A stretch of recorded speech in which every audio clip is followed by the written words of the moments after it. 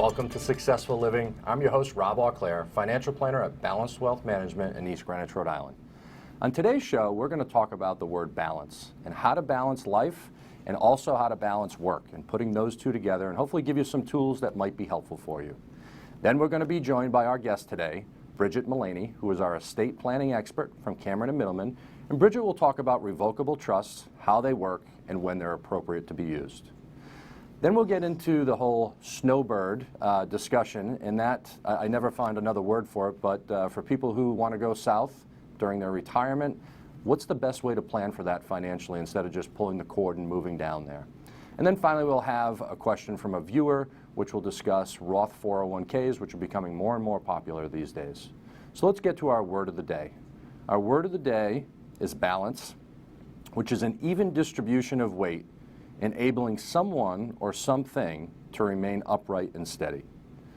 So the word balance to me has got a lot of different meanings, but as a kid growing up, my dad was extremely emphasized the word to me. And so he would do tax returns for clients, and this was a good example.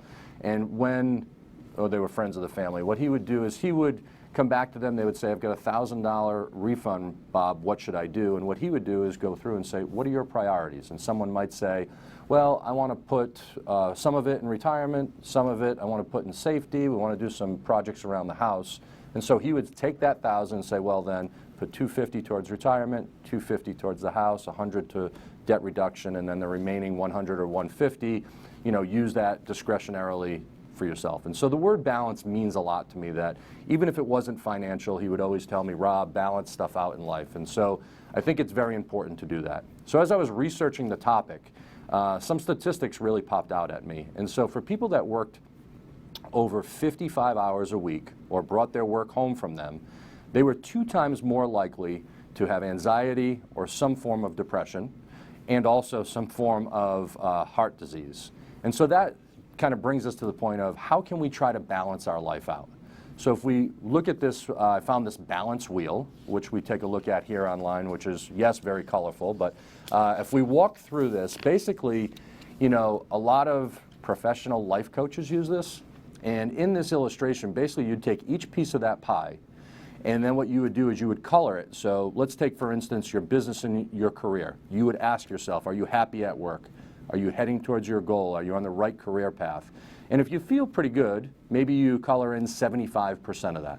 And you would do that in each piece of the pie here. You'd go into finance. Do you have enough money to satisfy your needs? Health, are you physically fit? Do you eat right? Family and friends, do you have a good circle of friends? Are they supportive?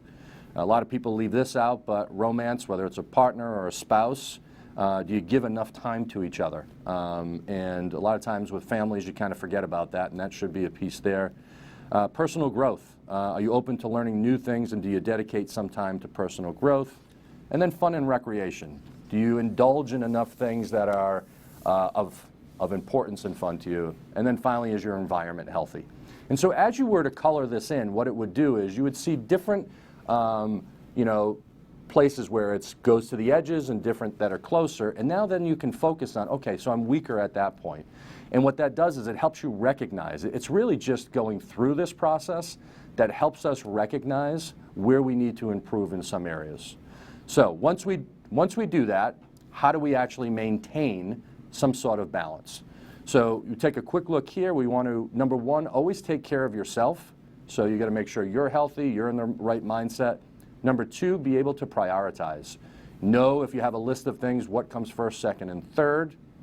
Number three, I always talk about staying organized and the list that I create in past shows. So I always have a list of long-term and short-term. I rewrite those lists twice a week, and then I pull out my priorities on a daily basis.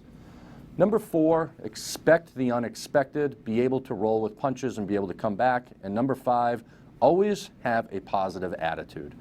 So when we do this, we want to make sure that it's very important to have a full balanced life, but just by going through something like this, and you could draw out that circle yourself, filling that in, being aware of what you can improve on. We always promise ourselves that. Maybe do that once a quarter and try to do that. So when we return, we are going to be joined by Bridget Mullaney, and Bridget's going to talk about revocable trusts and estate planning. Stay tuned. We'll be right back.